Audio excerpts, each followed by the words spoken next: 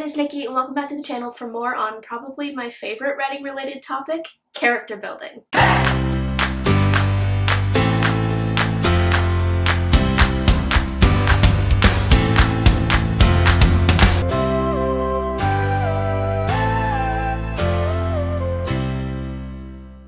The order of the day is flawed characters, and when I say flawed characters, I don't just mean flaws like quirks or like specific personality things that make them unique. I mean like actual flaws that are problematic, that create friction with characters around them. This is something that I have been seriously thinking about over the past few months just because of some books that I've read by authors who I thought did that really well in like a noticeable way. And the first series to do that for me was actually the Harry Potter series. The author, J.K. Rowling, she really doesn't allow any character to come across as perfect. Like, even if a character seems perfect, she will over time show more and more of that character and sort of undermine that so that you get to see their flawed side and you get to see, oh wait, like there are some issues here that I wasn't aware of before. I personally am like a fiercely loyal reader, so when I love a character, I love a character. So this was something that was honestly a little bit unpleasant for me as I was reading the books because I found myself distressed on behalf of the characters I loved. Like, oh my goodness, my favorite character was perfect, but now he's like acting like a bit of a coward, or my other favorite character is great, but turns out he wasn't that great when he was younger. She presents a character first, and then as you get to know them, you become more and more acquainted with the problems with that character. Once I turned off my reader brain and my writer brain kicked in,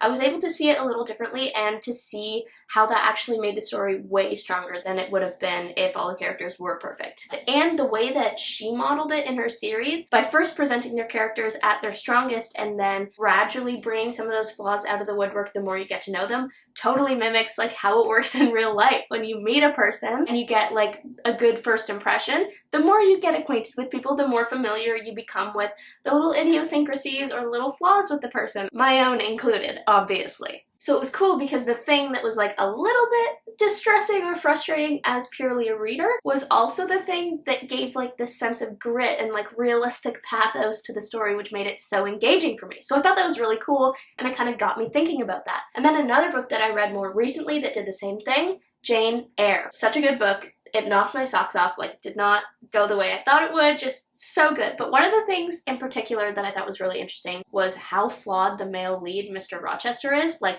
really legitimately flawed. It's honestly kind of a butt. I mean, when you watch a Hallmark movie or read like cute teen romance, I feel like for the most part, the characters aren't really flawed. Like, they're both beautiful, first of all, and they have quirks, like maybe the girl is like an A-type personality and a bit of a control freak. The guy is more of a free spirit, and so they sort of clash and have to work through it. Like, yeah, okay. But flaws, like real actual problematic flaws like we all have, seem to be sort of downplayed in these kinds of stories. They're generally both lovely, decent, sweet, sensitive, romantic people, and everything turns out magically in the end, which makes for a really cute and adorable romance when you need a cute, adorable romance fix, and like, I'll be the first to admit that sometimes I do. I love me a good Hallmark movie or made for Disney Channel film, but too much of that and I sort of like hit a threshold because it's not realistic. Like, people aren't that perfect. People have like actual major flaws sometimes that they need to work through in order to make relationships work. And so that was one of the things that I really loved about Jane Eyre, because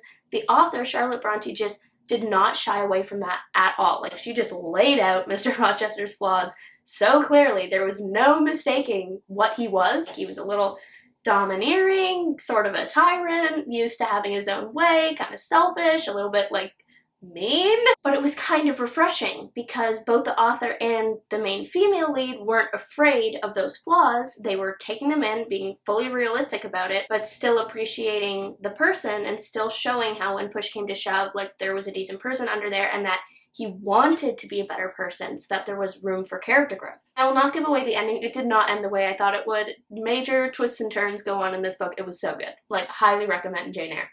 It got me thinking about this with my own projects. Like, do I have any characters that are too perfect, that I've been afraid to sort of undermine with any kind of flaws? And like, short answer, yes, I totally do have characters like this. The first one that kind of comes to mind is like perfect in a spiritual sense. So like his faith is just unshakable. He never doubts anything. And I love him for that reason, because it just gives him this like really sweet, genuine, loving personality that I just want to give a hug. But at the same time, is that interesting?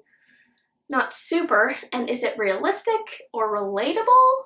Also not super. I feel like most of us aren't at that level of spiritual maturity, and so it might make him feel a little bit like distant or like out of touch with our experience, like make it hard for people to relate to him. And that's something that I've kind of been struggling with, as I've planned to like write stuff that's centered more around him. And how do you center a story around a character who like has never made a mistake in his life, you know? So it was a bit of a conundrum, because I didn't want to like make him a worse person. Like I didn't want to change who he was as a character. That is his character, like that is who he is. But I realized that sometimes a character flaw might not be something that a character is doing wrong, but it could be just something that causes problems with people around him, if that makes any sense. So, for example, the people around this character might think that his faith is like a kind of rose-colored glasses, or that he's too idealistic or too innocent and can't be depended on as a leader or whatever. None of that is really fair or true. He's not doing anything wrong, but because the people around him are perceiving his faith as a flaw,